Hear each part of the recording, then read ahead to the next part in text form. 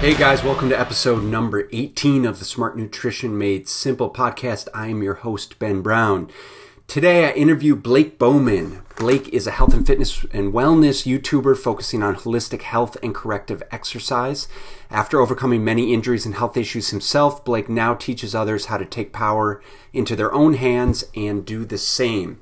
We had a great conversation about all things from corrective exercise to medicinal mushrooms to his transition into online coaching. Specifically, Blake is an expert at corrective exercise, and his claim to fame is close to 100,000 subscribers on YouTube at his popular YouTube account, which is youtube.com/Gorilla Zen Fitness. If you guys are interested in correcting physical dysfunction, if you've got any pain, aches, and ailments that you're curious about how to fix through physical activity and lifestyle management, then you're going to need to get over to Gorilla Zen on YouTube and check it out. Like I said, this guy's a wealth of knowledge, and we had a great time on the podcast. If you guys like the information that we're putting out on the Smart Nutrition Made Simple show, then I'd love for you to subscribe to the channel, and if you're getting a lot of value in it, please leave a 5-star review. That's the best way that you can support us and the information that we're trying to put out there, again, so that we can make smart nutrition simple and really help more people in the process. With that said, head on over and check out Blake on the Smart Nutrition Made Simple podcast number 18. See you over there. All right, Blake, how you doing, brother? I'm doing great, man. Thanks for having me on. Dude, thanks for coming on the show. It's really, really great to have you on. What's been happening in your world? What's been happening in my world? Well, I've been spending a lot of time foraging for medicinal mushrooms. So that's something that I hadn't really done in the past, but I'm becoming more versed on recently. So You're foraging for medicinal mushrooms. Are you doing that I'm assuming then you're no longer in Detroit. You're now in Asheville. No, I'm actually in Detroit still. I have to drive about an hour outside of the city limits to get to like a natural area that's free of like pollution and lots of cars and stuff. It's not ideal, but you can still get out there. You just gotta commit to a little bit of a drive, And is there a resource that you use to identify what said medicinal mushrooms would be? Yeah, I have a lot of different books, like Mushrooms of the Midwest is one book that I have. But a lot of the mushrooms that I, forage for don't have any poisonous lookalikes, which is very important because in the mycology world, for every like edible mushroom or medicinal mushroom, lots of times they have all these like poisonous lookalikes, right? But with the ones that I'm like going after, really there's not any poisonous lookalikes for them. So how do you just like go out and you just eat them on the spot, or you bring them home and you roast them or use them in your So a lot of them you can't really eat them because they're too like fibrous or like hard. Like turkey tail mushroom, it's like chewing on a sponge. You can't really like break it down in your mouth. And chaga mushroom, which grows a lot in northern Michigan, it's got like the consistency of wood. So with a lot of these mushrooms, you make extracts from them, alcohol extracts and hot water extracts. Isn't chaga like, don't these mushrooms grow on like birch bark trees? Yep. Like that, and chaga is like supposed to be it's like an adaptogen. I mean, it's good for adrenal function and stress response and stuff like that. Is that correct? Yes, that is correct. I think that a lot of those come out in the alcohol soluble. I mean, a lot of those constituents that are adaptogenic come out from the alcohol extraction, which is why you're supposed to dual extract a lot of these things. Like if you just make tea with it, you're only pulling out certain constituents from the mushroom with the hot water, and other ones are staying locked in the mushroom because they're only alcohol soluble. So that's cool. If you want to get the adaptogenic properties of chaga, you extract it with alcohol. If you want to get the immune boosting properties of chaga, then you make a hot tea with it. But the best people will extract alcohol and hot water, and then they'll mix them together in like one tincture product. Yeah. I've used several products for the chaga, and that's good stuff. But there's a big company, North American Urban Spice, that sort of specializes in that, because there's a lot of it in Canada and northern, obviously northern states. Okay, cool, dude. I will have to talk more about that later. Walk me into the world of kind of holistic coaching and corrective exercise. What are you currently doing in that world, and what's the background? Sort of, what was the impetus to get into that type of coaching? Yeah, so basically I, teach corrective exercise to people. I teach people how to get rid of muscular imbalances in their bodies, help them address certain muscles that are too tight, other muscles that are too weak. And through doing this, you can change your muscular balance, their joint alignment, and a lot of other things. It really helps with improving posture, chronic pain, preventing injury, and just improving your body's performance because you're optimally, tuned up and aligned. I got into that space because I was an athlete pretty much my whole life. And, when I graduated high school, I kind of stopped, participating in athletics and just focused exclusively on weightlifting. And long story short, I started to, experience injury after injury. I was getting stronger and stronger, but more like beat up and damaged in the process. And by the time I was like 21, I was in chronic pain all the time. My back hurt, my knee hurt, my shoulder hurt. I had shoulder repair surgery on my labrum because I tore that lifting weights. And I was basically like, I went from athlete to like not being able to like do anything without pain. And I was laid up for 6 months after surgery, not being able to work out at all. And, I became horribly depressed because of the contrast in lifestyle between the way I was living before and the way I was forced to live. And basically, I decided that I was going to fix myself because I wasn't getting very much help from the people I was consulting with, surgeons, people like that. So I started studying physical therapy textbooks. I got certified to be a corrective exercise specialist, really started digging deep into physical therapy, even though I'm a personal trainer and that's what my background was. And I use a lot of these techniques on myself and I fixed myself. I don't have any chronic pain anymore. And I did all this through a combination of corrective exercise and some regenerative medicine techniques like prolotherapy and PRP. And now I teach other people how to do the same thing, pretty much. So you have had a gym in Michigan. Is that correct? So you were doing kind of one-on-one coaching for a significant amount of time? Yeah, so I became certified to be a personal trainer when I was 19, and I'm 27 now. And basically, about 4 years ago, I left the big box gym that I was working at. I started a personal training studio. I was training all my clients in there one-on-one, just me. And then eventually I started getting more trainers in there. And then just recently I sold that business. And now my business is 100% online. So that whole time when I started my studio, I also started a YouTube channel at the same time. And that's been steadily growing the last 4 years. And now, I'm just under 100,000 subscribers on YouTube. And, I built that following, teaching people the same techniques that I teach my in-person clients and the same techniques that I use on myself. And now I just work with people online remotely. That's amazing. Almost 100,000 followers. And you have a phenomenal YouTube channel. For those that aren't familiar, what is it? YouTube.com/Gorilla Zen Fitness. And, yeah, exactly. And of course, I'll have the link in the show notes, but you guys got to check out his YouTube channel. It's really great quality information.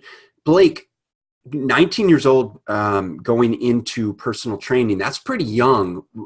So aside from the injuries, like what motivated you to kind of just build into this realm of helping other people with their issues? Yeah. So, when I first became a personal trainer, I was still kind of a meathead. I was very young as well.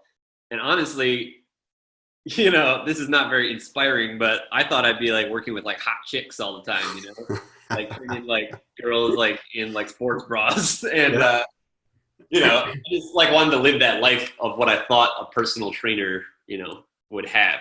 But that was when I was 19. And basically, I kind of figured out that it wasn't really like that. Most of the people you end up working with as a trainer are, middle-aged women. not like 18-year-old girls like what I was thinking.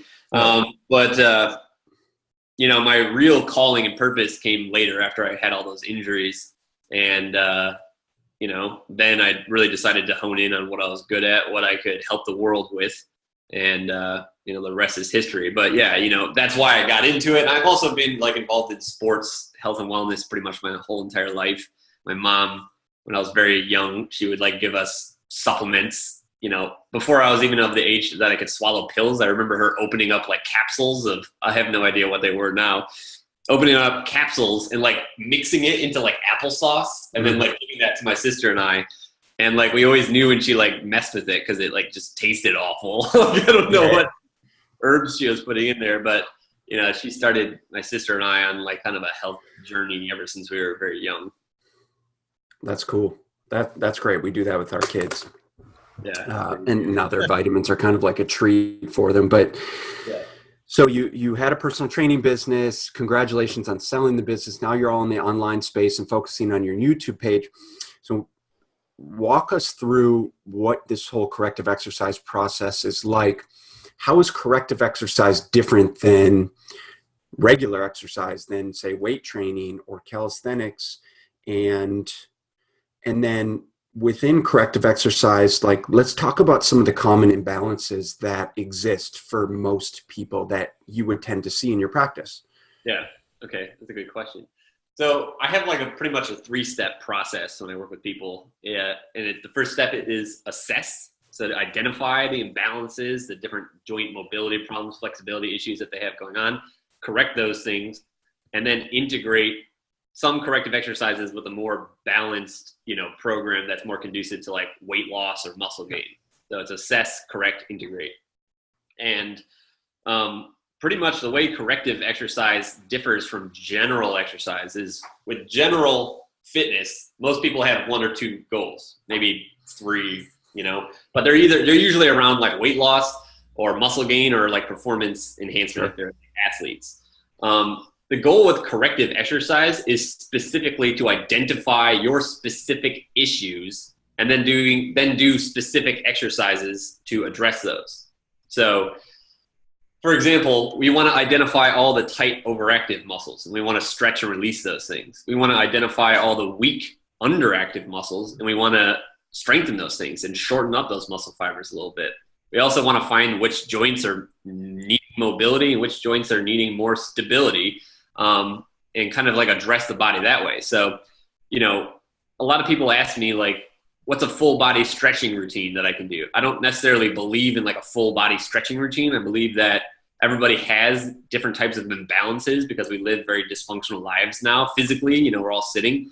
And these imbalances need specific stretches and strengthening exercises. Like if you stretch a muscle that's already weak and too long in the first place because you're doing a full body stretching routine, you can make that imbalance worse. Really, you should only be stretching the muscles that are tight and overactive, strengthening the muscles that are weak and underactive for a period of time until you're balanced and you don't have any of these issues. And then you can move into that integration phase, where you're working out like a athlete or a normal person again, moving towards your goals of weight loss or muscle gain or whatever your goals, whatever your other goals may be. So does that kind of answer that question? Yeah, it does. And it's a great individualized approach to addressing exercise in general, and then being able to take someone and say, as opposed to just implementing this cookie cutter weight loss plan, is first, let's back up a sec. Let's take a look at what's going on with you individually, identify those imbalances, and then work to correct those as we work towards addressing all of the other components that are going to help you with those big picture goals. So that totally answers it. So to give people a better idea within the mobility, stability, strength components, and just where the main imbalances tend to lie for people. So let's assume that, right, so the majority of the American population, what are we doing? We're sitting all the time. We're physically inactive. We drive a lot. And so what are the typical imbalances that you see for these types of people? For most, what do most people represent that fall into that category? Yeah, that's a good question. And to kind of backtrack a little bit too, before we talk about that. There's a physical therapist that I like a lot named Gray Cook. And Mm. he always says never add strength on top of dysfunction, Right. right? And that's what I was doing for a long time when I was younger. I was getting stronger and stronger. I was deadlifting more and more, but I was getting increasingly more messed up, and the chronic pain that I had was intensifying as I was getting stronger. That's because I was doing exactly what he says not to do. I was adding strength on top of dysfunction. Just because you have these postural issues and these muscle imbalances these are not things that inhibit you from being strong necessarily. But ask any old like power lifter or bodybuilder what their body feels like. They can still be strong, but a lot of these people have chronic issues and aches and pains. So yeah, that's why I do that. But yeah, that's another great question with regards to what imbalances do I see the most, because I've assessed probably 1,000 people at this point, including myself. And there are certain underlying trends that I notice in almost everybody, right? And there's about 4 to 5 of them. So one really, area where people have poor mobility and flexibility is the ankles, right? Their ankles are not capable of dorsiflexing all the way, and that means just being able to pull the heels up towards the shin. And when you lose that range of motion in the ankle, it starts to create problems all the way up the entire body, all the way up the kinetic chain. It can predispose the knee to injury. It can cause the feet to turn out, which in turn cause the arches to collapse and the ankles to pronate, which also predisposes your knee to injury and your hip to injury.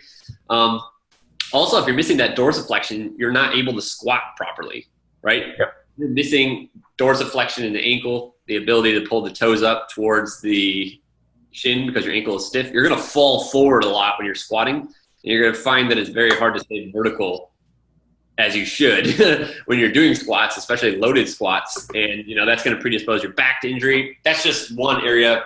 Ankle mobility is and what's probably the biggest contributor to loss of ankle mobility, especially for females? Yeah. The biggest contributor is the fact that most people are in a plantar flex position all the time when they're wearing like high heel shoes. Exactly. Basically, that's the opposite of dorsiflex. Exactly. Yeah. So when your toes are pointed forward like that, your calf muscles tighten up, and the joint capsule in the ankle itself literally like cements itself in that position. And then you literally become rendered incapable of pulling your toes all the way up to the right amount of motion that they should have, right? So yeah, but even men too, like dress shoes have like an elevated heel. Even tennis shoes, regular tennis shoes or cross trainers, the heel in those things is oftentimes elevated, and you're not going to be as plantar flex wearing a pair of cross trainers as you would a pair of high heel shoes, but it's still there. Sure. Which is why I like, minimalist shoes, like, Merrell shoes. They partnered with Vibram, so they have the Vibram soles, which are just like flat, but they don't look goofy like their original shoes that they came out with. Right. I like those shoes, and I also like doing things barefoot when it's an option because of that, because it'll really mess up your ankle mobility if you're in this plantar flex position all the time. Yeah, perfect. So walk us up the chain. So talked about ankles. What's kind of the next area that you tend to see? Yeah, so the next area is the hips. I would just say the lumbo-pelvic hip complex, not just talking about the lower back and the hips together. When we're sitting all the time, which we're doing chronically as a society, and a lot of people tell me they don't sit, but I'm like, well, what about your commute to work? What about your commute back to work? What do you do when you're like chilling at home after work? Because people only think that sitting counts when they're at work, but when they think about it this way, they realize they're sitting like all the time. When you're sitting all the time, your hips are in a flexed position, which means that the muscles that would normally flex your hips are going to be shortened because you're like putting them into a flexed position already. Your glutes are going to be under a light stretch. And basically, because of the chronic sitting that we have going on, what I see all the time is weakness in the glutes and the posterior chain. So specifically, the glutes and the hamstrings are going to be weak in the majority of people. The core is going to be very weak in the majority of people. And then you're going to have the hip flexors and thigh muscles. Those are going to be too tight, and the lower back muscles are going to be too tight as well. This is typically referred to as lower cross syndrome, right? When you're tight in the hip flexors and the thighs and also the lower back, and you don't have counteracting tension, relative strength in the core and the glutes, then you develop this thing called lower cross syndrome.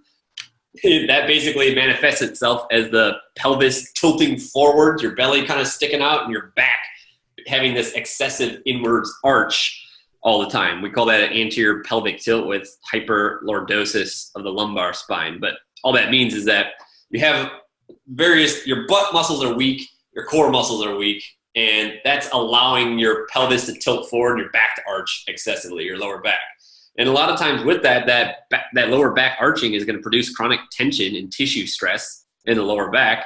And this is a major player with almost all kind of back pain. It doesn't matter what you have going on in the lumbar spine. You get a herniated disc, bulge disc, SI joint pain. All of these things are typically going to be exacerbated and made worse by the presence of an anterior pelvic tilt, right? So really for that, people like to stretch the hip flexors all the time. I think that's less effective of a strategy as going after the weak muscles is. So strengthening the opposite muscles, the antagonists. So instead of stretching your hip flexors, which are going to be tight, most people need to just focus on strengthening their glutes a lot more, right? Yep. And, really building up power and strength in the glutes. And, squats aren't the best way to do that. You want to do like exercises like hip thrusters and any kind of variation of that.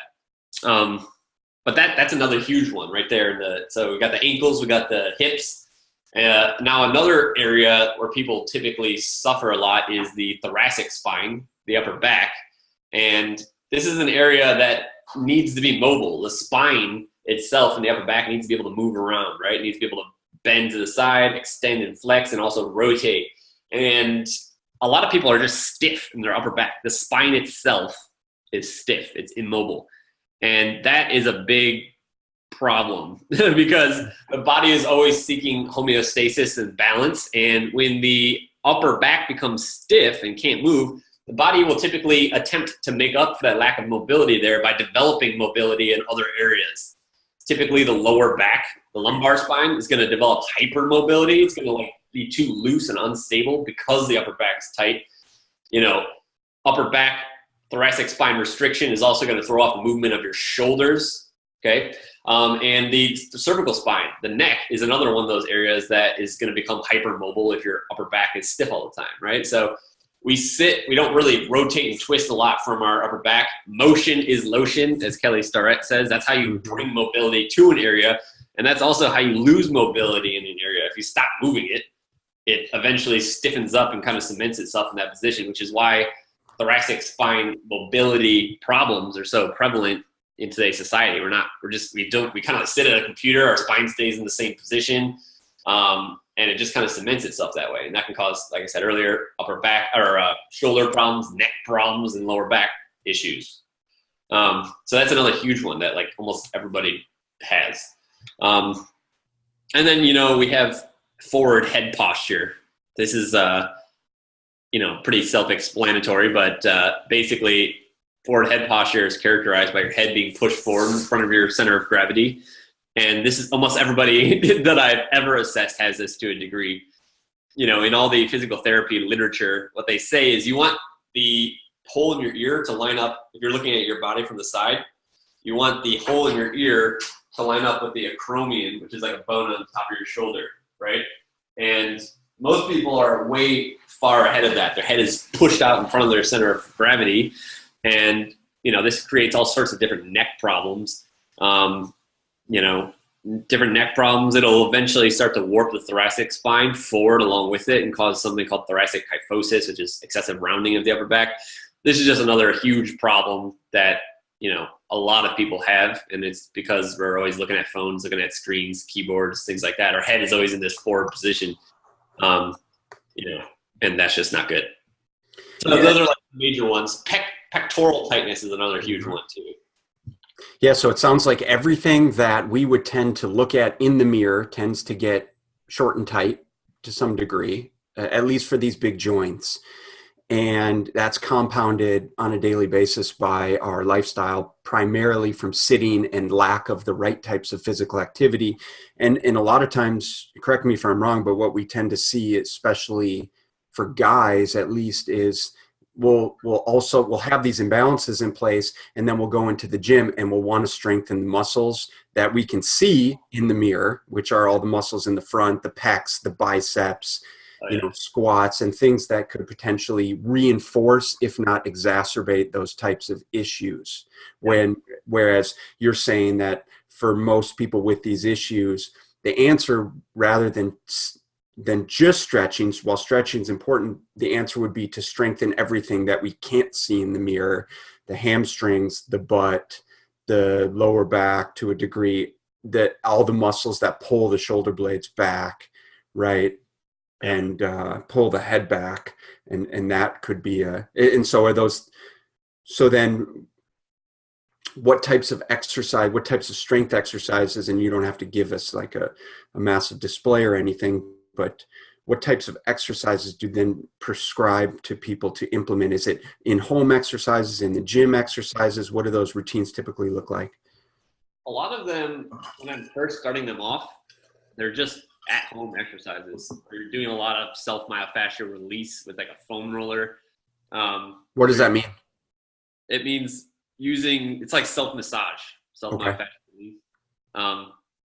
So, you know, you're using a tool like a foam roller or even a lacrosse ball to massage a muscle to get it to loosen up, right? That shuts down the neurological drive to the muscle and tells it to like calm down a little bit, so it doesn't have to be so spastic and contracted and tight all the time. We'll use a lot of tools like that. We'll use a lot of body weight strengthening, body weight stretching in the initial phases until they're ready to go into the gym and do, you know, more integrated training with, you know, weights and different kinds of machines. You just really don't need that a lot when you're starting corrective exercises to address the specific imbalances that you have. Because a lot of times the muscles that we're targeting with strengthening exercises, they're weak, which is why I'm having my clients strengthen them with exercises. So they don't need a lot of equipment or weight to overload that muscle. Just by simply activating that muscle that's never been turned on in, you know, 10 years, that's enough of a stimulus to make that muscle store, break it down, and start it to get stronger without the need of like weights. You know, eventually you'll progress into that and need to use weights, especially if you're trying to like put on muscle. But in the initial stages, it's just really not necessary. And there are, you know, I think anybody listening to this would get benefit from this. There are a couple, you know, strengthening exercises and stretching exercises that pretty much benefit anybody in the general population of the world. And one of those is hip thrusters. You just lay in your back. You know, most people have seen this or done it in a group fitness class, laying on your back, bringing your heels kind of close to your butt, pushing your hips up in the air and squeezing your glutes really hard. Doing that while maintaining a posterior tilt in the pelvis, making sure it's not tilting forward, your back's not arching severely. That will help just the vast majority of people out there that have to sit a lot.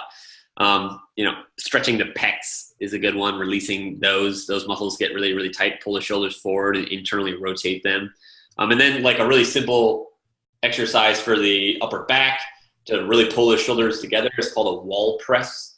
You just sit against the wall. Make sure that your butt stays in contact with the wall, your upper back's in contact with the wall. Then you bring your arms up like you're going to do a shoulder press, and you slide them up the wall, trying to maintain contact with your whole arm and all those points on your spine. It's actually very hard to do that, but that is a great integrated corrective exercise that will kind of stretch the pecs. It'll mobilize the joint capsule of the shoulder and strengthen the upper back muscles all at the same time. If you do that while keeping your chin tucked and pushing the head back into the wall, that also helps to address forward head posture all simultaneously. That's something that I actually, you know, have on my YouTube channel. I show this variations of these exercises a lot. But that's something that would also benefit the vast majority of the population. Yeah, that's perfect. So I was just going to say, I guarantee you have videos of these exercises, so I'll make sure that those are included for everyone in the show notes for you to access those. And so that's really helpful. And you know what I really like, that stood out to me, what I really like is you're minimizing the barrier to entry in terms of a lot of people simply don't have gym access or are afraid of going to the gym for whatever, you know, numerous different reasons, which is totally understandable. And so keeping the barrier to entry very low in terms of this is stuff that you can do in your own home. It doesn't take a significant amount of time. And what we know certainly, and from what I know from 15 years of working with clients, is that just the exercises that you just described are significant enough to get someone feeling better right away. It's something that you can notice the difference from right away. Is it going to drop, tons of body fat? No, it's not. But if you were in pain, or you're out of function, then it's things that are going to help improve that, reduce the pain very significantly in a short amount of time, depending on what you have going on. So I can appreciate that for sure.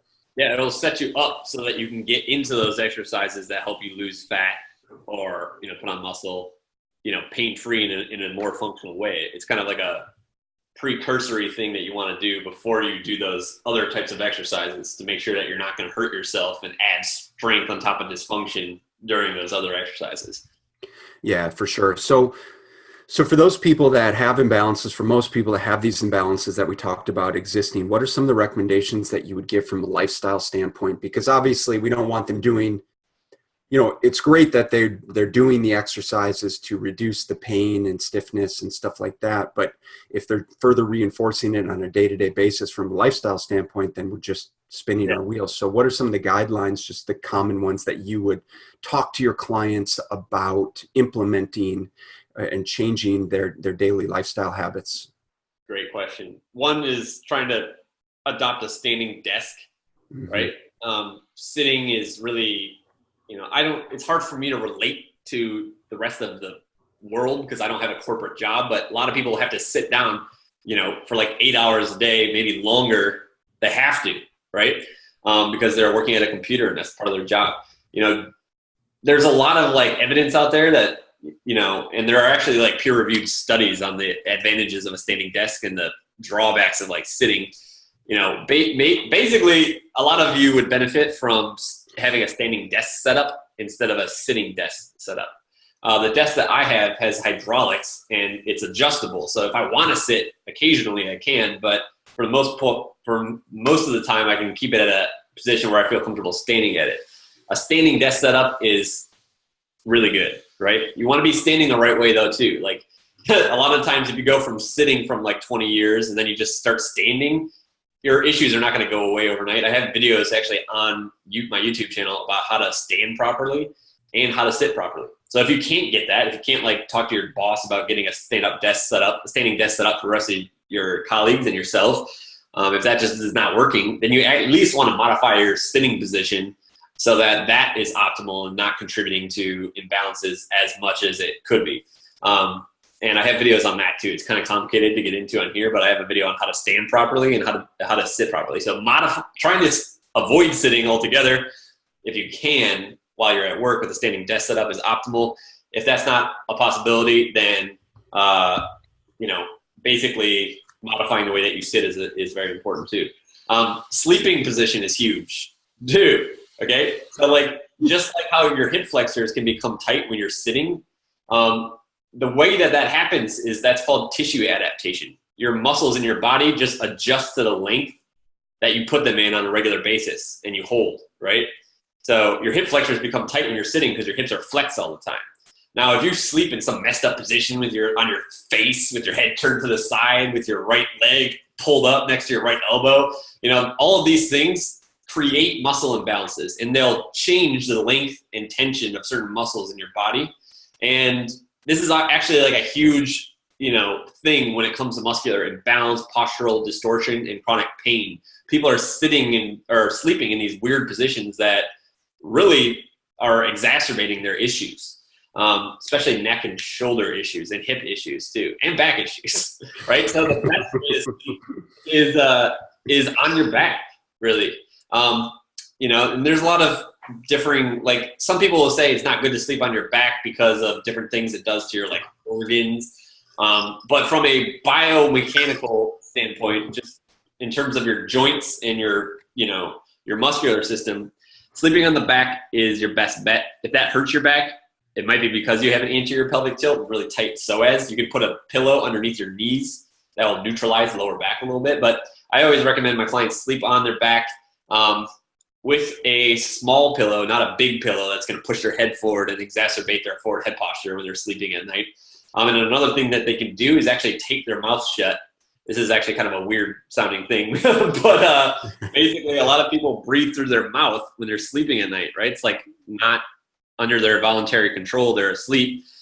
Breathing through your mouth is associated with forward head posture. It causes tightness to develop in the sternocleidomastoid muscle, which is this muscle on the side of your neck, which pulls your head forward.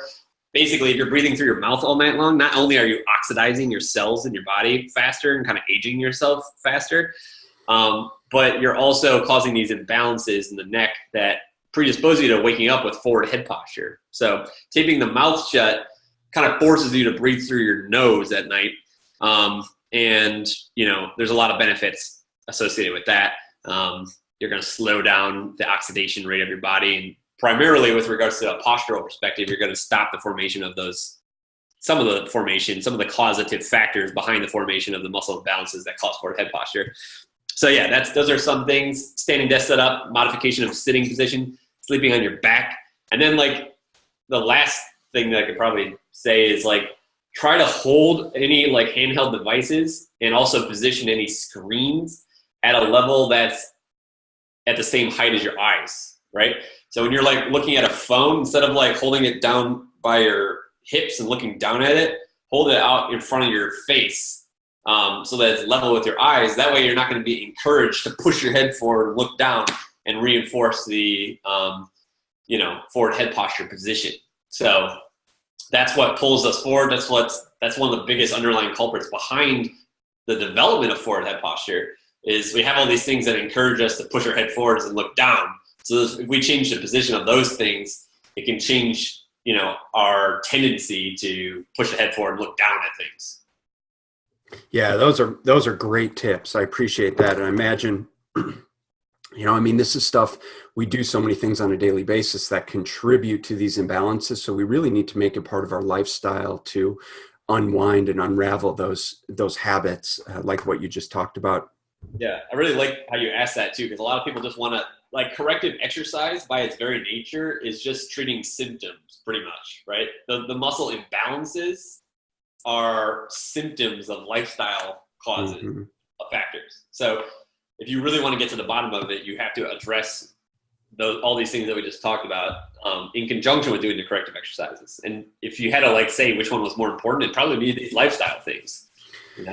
Yeah, absolutely. So I guess, and we're going to wrap it up in a sec here, but I guess something I've been thinking about then, as we go through this process, we go through the corrective exercise process, and then you start to focus on strength training. What is your approach to strength training? Are you pro weight training? Are you pro more body weight, mobility type stuff? What's kind of your philosophy regarding that? So that's kind of contingent on the goals of the person, obviously. But if we're going to be kind of confining the scope of that question to strength training, then yeah, I think that weights are definitely, I'll definitely use weights. Basically, after I've done the assessment for a lot of people, we've had them do corrective exercises for a certain period of time. Now they're ready for that third phase, integration, and that's where these kind of things come in. So I'll have people do compound strength training exercises with weights, like, compound movement patterns that utilize multiple joints and muscle groups at one point in time, pushing, pulling, squatting, pressing. These are all like the major compound movement patterns, but I'll start them with these in a unilateral way. So and that means that I'll have them do exercises that work just one side of the body as opposed to both sides of the body at the same time. One's unilateral, one's bilateral. So a bilateral exercise for the legs would be a traditional squat, right? A unilateral exercise for the legs would be a Bulgarian squat.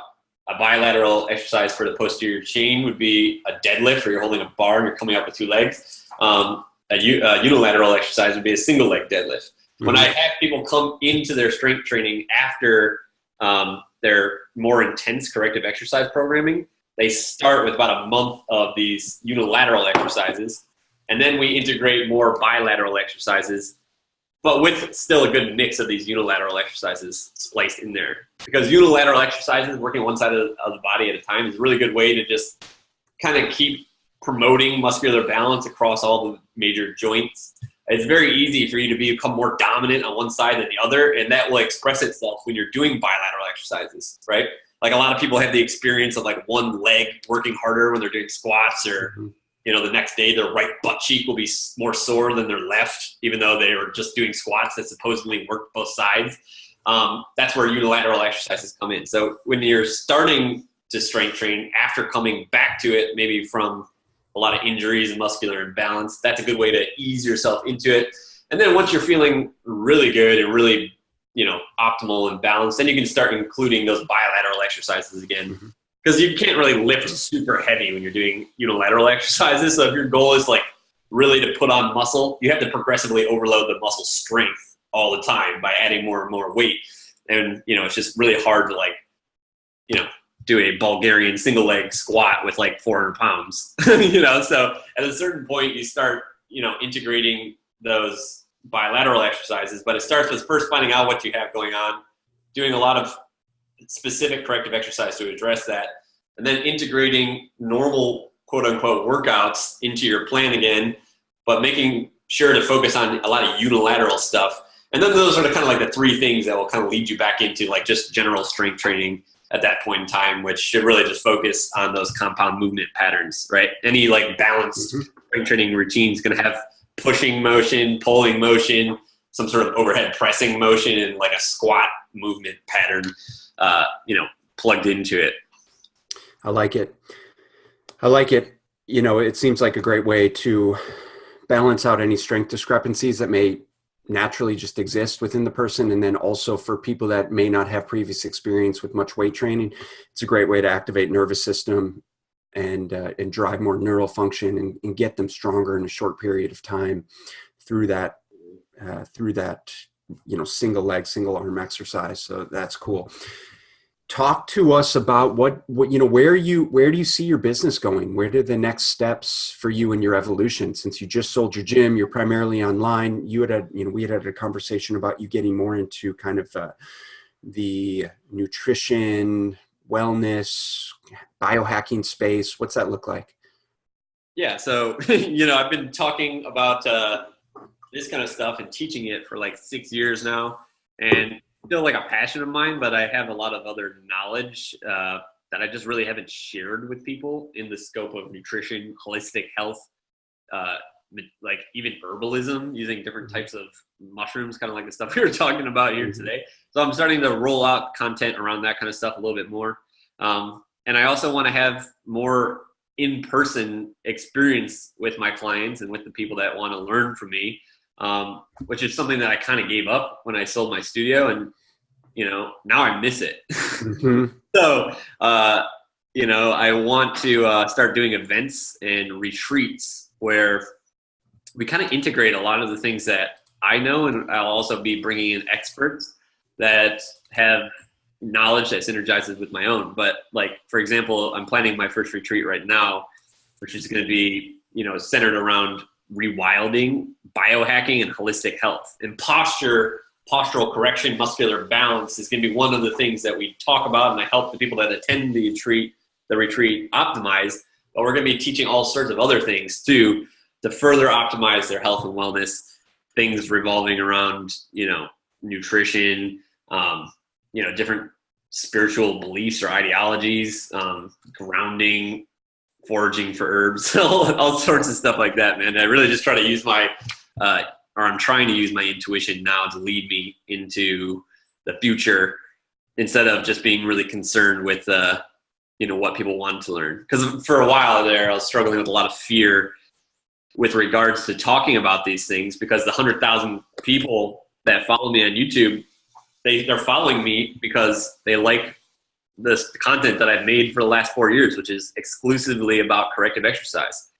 And like I said, I'm still passionate about that. But I've made like 300 videos on that, about everything all over the body. So it's like, at this point in time, I just want to start adding more to the mix. And I was a little worried about how receptive people would be of the new kind of content that I'm making, but it seems to be well received so far. So I'm just going to keep doing that. I'm going to keep talking about corrective exercise, but not as intensely as I have been in the past. That's awesome. I'm looking forward to seeing more of that stuff from you. I think it's going to be very well received, and it's probably pretty exciting for you to start to delve into that world. And seeing as it's something you've been studying for so long, but really giving you the freedom to start to express yourself through that realm now is exciting to see. Blake, it's been awesome. Where can everyone find more about you? Best place is probably YouTube. You could go to my website, but if you want to like learn some of these exercises that we've been talking about today and see the kind of content that I put out every week on YouTube, then YouTube is a spot for that. So if you just type in Gorilla Zen Fitness in the YouTube search bar, you'll be able to find me on there. It's spelled like a gorilla fighter, so it's GUERRILLAZEN and then fitness. You can butcher the spelling of that and still find me, but that's how you'll know it's me. It's not spelled like the gorilla, it's spelled like gorilla fighter. But yeah, YouTube is the best spot for that. Like I said, guys, go check out Blake at Gorilla Zen Fitness on YouTube. He's got hundreds of videos, almost 100,000 followers, and the dude knows his stuff. Obviously, evidence from this great conversation that we just had.